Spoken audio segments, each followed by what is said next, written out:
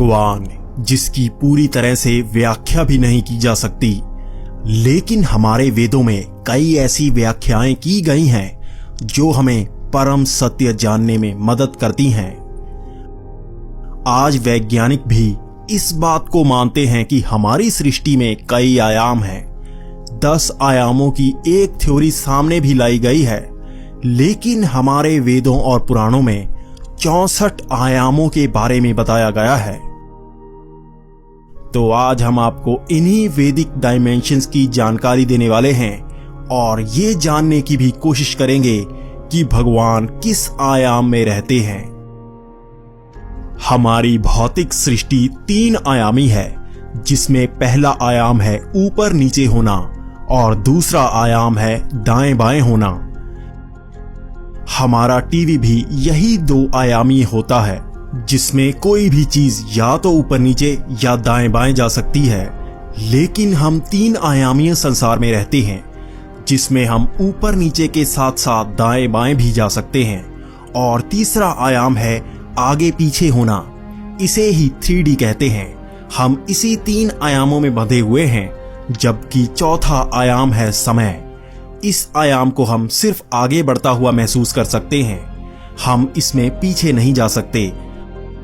हम सिर्फ इन 4 आयामों को ही महसूस कर सकते हैं, यही हमारी सीमा है। अगर हम अपने वेदों और पुराणों का अध्ययन करेंगे तो हमें पता लगेगा कि हमारे इस 4 आयामी सृष्टि में अन्य ग्रहों के बारे में भी बताया गया है, जहां पर जीवन मौजूद है। इन्हें लोक बताया गया है। इस तरह 14 लोक बताए गए हैं, जो हैं सत्यलोक, तपलोक, जनकलोक, महरलोक, स्वर्गलोक, भूवरलोक, भूलोक, अटाल, विताल, सुताल, तलताल, महाताल, रसताल और पाताल। भूलोक में हम इंसान निवास करते हैं, वहीं भूवरलोक में मृत्यु के बाद हमारी आत्मा निवास करती है।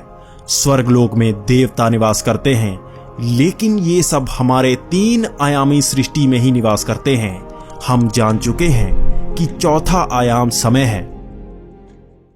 इस तरह अब आता है 5वां आयाम, जिसे कहते हैं मल्टीपल यूनिवर्स या ब्रह्म आयाम। इसी आयाम में ब्रह्मा निवास करते हैं, लेकिन ब्रह्मा सिर्फ एक ही नहीं है।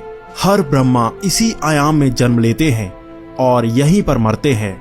हर ब्रह्मा से एक ब्रह्मांड का निर्माण होता है। बिग बैंग, जिसे हम भौतिक 3 आयामी दुनिया की शुरुआत मानते हैं, वो इसी 5वें आयाम के ब्रह्मा से उत्पन्न होता है। यहां से कई ब्रह्मांड उत्पन्न होते हैं, यानी मल्टीपल यूनिवर्स। यहां का समय अलग है, क्योंकि ये आयाम हमारे 4 आयामों से बाहर है। उसके आगे है 6ठा आयाम, जिसमें निवास करते हैं महाविष्णु। महाविष्णु के भी 3 भाग हैं, जो है महाविष्णु, गर्भोदकस्य विष्णु और कशिरोदकस्य विष्णु। इसमें महाविष्णु तत्व और ऊर्जा का निर्माण करते हैं, जिससे इन 5 आयामों का निर्माण होता है। इसे ही महातत्व कहा जाता है। गर्भोदकस्य विष्णु हर ब्रह्मांड का निर्माण करवाते हैं। उन्हीं से ब्रह्मा का जन्म होता है। उसके बाद है कशिरोदकस्य विष्णु, जो हमारी 3 आयामी सृष्टि के हर तत्व और परमाणु में विलीन है। जब हम ध्यान करते हैं तो हम कशिरोदकस्य विष्णु को महसूस करते हैं। जब हम इसका ज्ञान पा लेते हैं तो हम भौतिक माया से बाहर आ जाते हैं। इसी से हम परमात्मा को महसूस करते हैं। इसके बाद है 7वां आयाम, जिसे सत्य आयाम या ब्रह्म ज्योति कहते हैं।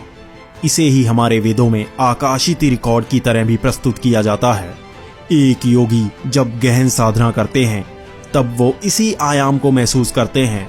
इसी आयाम में समाया है वो अनंत ज्ञान, जिसकी मदद से मनुष्य देवता की श्रेणी में चला जाता है।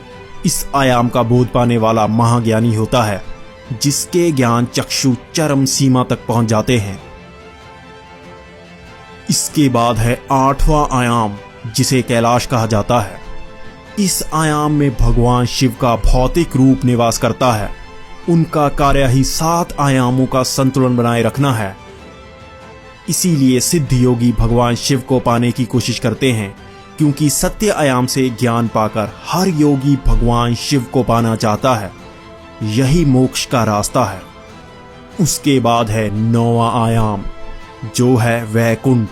इसी आयाम में नारायण निवास करते हैं, जो हर आयाम को चलाए रखते हैं। मोक्ष को प्राप्त करने का मतलब ही इस आयाम में परमात्मा में समा जाना है। हर आयाम इसी से बना है। यही आयाम निर्माण का स्रोत है। मोक्ष की प्राप्ति पर हर आत्मा शून्य होकर इस आयाम में लीन हो जाती है। इस आयाम में बोध भी खत्म हो जाता है। इसके बाद है 10वां आयाम, यानी कि अनंत आयाम। यही वो आयाम है जहां पर परम सत्य परमात्मा निवास करते हैं। ये आयाम हमेशा से मौजूद था। इस पूरे आयाम को ही हम आयाम ना कहकर सत्य परमात्मा भी कह सकते हैं। हिंदू धर्म में इन्हें ही अलग अलग नामों से जाना जाता है। इन्हें ही निराकार अनंत सदाशिव कहा जाता है। इन्हें ही सत्य विष्णु भी कहा जाता है। इन्हें ही अलग अलग नामों से जाना जाता है। इन्हीं का अंश हर आयाम में अपना कार्य कर रहा है। इसी आयाम के अंदर ही किसी ना किसी रूप में 64 आयाम बसे हैं। हम उसकी पूरी जानकारी नहीं जुटा सकते, क्योंकि हमारा बोध उस स्तर का ही नहीं है। हम सिर्फ वेदों और पुराणों के सूत्रों को जोड़कर ही ज्ञान पा सकते हैं।